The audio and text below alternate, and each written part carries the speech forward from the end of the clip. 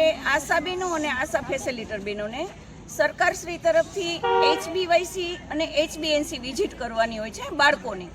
તો એના માટે ઓનલાઈન કામગીરી કરવાની હોય અને મોબાઈલમાં હોય છે.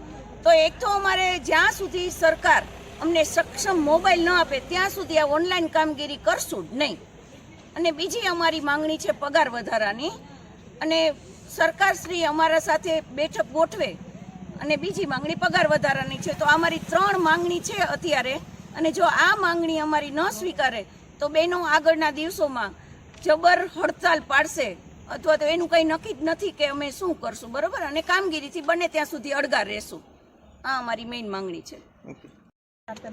કેશવ ટીચવા PSC અમારું બસ એક જ માંગણી છે કે સરકારશ્રી અમારું પગાર વધારે, કેમ કે આ સમયમાં મોંઘવારીના હિસાબે ઘરનું ગુજરાન ચાલે એમ નથી. અને અમે 2009થી કામગીરી કરી છે, અને છતાં જો અમારું સેલેરી વધારવામાં નથી આવ્યું. અમારી ફક્ત એ માંગણી છે કે અમારી સેલેરી વધારે, બસ. અને અમે કામ કરી છીએ અને કરતા રહીશું.